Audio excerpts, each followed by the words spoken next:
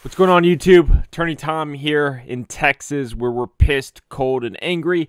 I've been without power for about the past 24 hours, and if you watched my last video, you noticed that I'm wearing the exact same clothes because I only own about 3 or 4 sweatshirts, and I think I'm wearing them all. So what are we going to talk about today? Well, today I had it in my calendar to make a follow-up video on my series about real estate transactions. Specifically, today's video was going to be about real estate agents, how they get paid, are they on your side, what can and can't they do. But screw that. Let's bitch about Ercot, or Ercot, or whatever the hell their name is, the Electric Reliability Council of Texas. Let's answer the question, can we sue them for this preventable bullshit?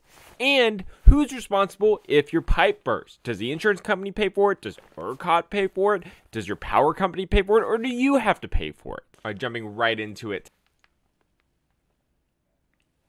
Can we sue Ercot for damages? Obviously, this was negligent, right? A reasonably prudent grid operator in the same or similar circumstance wouldn't have this happen. They would have prepared for it. News outlets have come out and said that they didn't prepare for it. We're only generating about 45-50% of the electricity that we could be generating because half of our plants are closed because they decided not to open them for the winter. And clearly this is going to cause injuries. There are people literally freezing to death. And not to mention the millions of dollars in property damage that are going to occur. But can we sue for damages? And the answer is probably not. But there is a chance. So yesterday, while I was pissed and cold and without electricity, I was searching on my phone for some case law, and I found this case that came out of the Dallas Court of Appeals. And I'm going to put the text right here, but excuse me for reading it off of my phone. Here's an important quote that I got from their case. Based on the reasoning of the SRO immunity cases described above and the nature and purposes of sovereign immunity, we conclude that Ercot is entitled to sovereign immunity from private damages suits in connection with discharge of its regulatory responsibilities. And I'm putting the case site again also right here so you can look it up and read it yourself. So essentially what that says is Ercot has sovereign immunity, so we can't sue for private damages. But and the Supreme Court heard arguments in September, but they have yet to release their opinion on it. Their opinion should be coming out any week now, and wouldn't it be ironic if the Supreme Court couldn't release their opinion on it because they didn't have power? And if I was a betting man, in all reality, given the posture of the Texas Supreme Court, I would imagine that this case was probably upheld.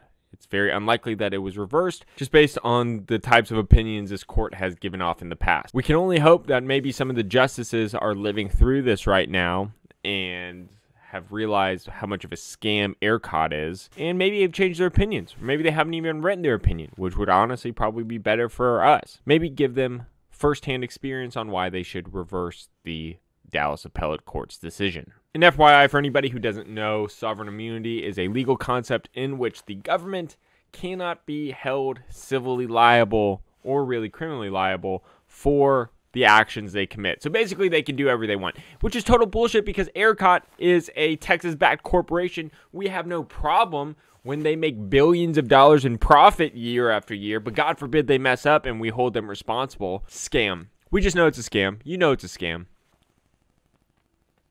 Now let's talk about property damage. Knock on wood, it hasn't happened to me yet, but I'm looking out. I'm patrolling my house every hour on the hour.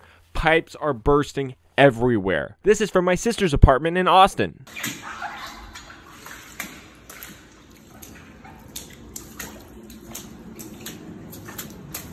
This is after I've cleared out a bunch and filled so many buckets. This is from my friend's house in Wimberley.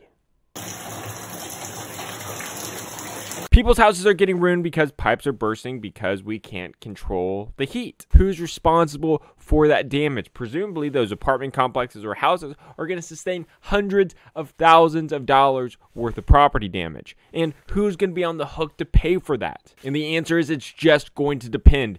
Read your homeowner's insurance policy very carefully. Read your home warranty policy very carefully. Although most of the time, home warranty policies are a total scam and they'll try to screw you regardless. My recommendation is this. Submit a claim with your insurance carrier. see what happens. Expect for them to try to screw you. That doesn't mean it's the end of the world. If they try to screw you, hire a lawyer. Get somebody to read over the policy, or even get somebody to read over the policy before you go and start this fight to see what is and isn't covered. And again, I hate to be cynical. I just see this all the time. I'm currently handling dozens of huge first-party insurance cases in our sister state, Louisiana. I opened up an office there 3 months ago, hired staff. If you follow my channel, you know that we've been doing all these cases. An insurance company's job is to pay you as little as possible. They will try to screw you, so don't necessarily believe what they say. If you're experiencing any issues with burst pipe, here's my recommendation. First thing, document it. Get videos and pictures of the water damage as it's occurring. Get video of the source. Get pictures of the source. Lay out everything that has been messed up, spoiled, such as food, all that kind of stuff. Because food spoilage is usually covered in homeowners insurance, generally up to $500. But again, it's going to be up to the policy. But that's money that you don't want to leave off the table. And finally, keep all receipts for ALE, alternate living expenses. So if you have to go get a hotel, if you have to go stay at a friend's house, if you have to go incur expenses for traveling, gas, whatever it is, make sure you save that information, because these insurance companies, their whole sole purpose is to fight you on every little thing. Document everything. It makes your job a whole lot easier, and it makes your lawyer's job a whole lot easier when or if you have to hire one to get your money. Okay, let's end this video with a recap. Point 1. Ercot probably has sovereign immunity pending the Supreme Court decision, which has yet to come out. Even though they are totally scam artists, they've totally botched this, they've screwed people over, we probably can't sue them for damages. Point 2. Who is responsible if your pipe bursts? It's probably you or your homeowner's insurance. Read your homeowner insurance policy. Contact your insurance carrier immediately. Make sure you document everything. Pictures, head-to-toe pictures, videos of the source, videos of the food that's ruined, videos or save your receipts of the expenses you incur from this. Make clear documentation. Make a timeline of everything and be prepared for them to fight you because they're evil. Hopefully when I'm back in the office, we can continue our regularly scheduled content of fun, informative videos to help y'all. But until then, I hope everybody stays warm. Thank you so much for watching. Make sure you like this video, share it to your friends if you want, and subscribe to this channel if you want to be a part of my community. I'll see y'all later. Thanks. Bye.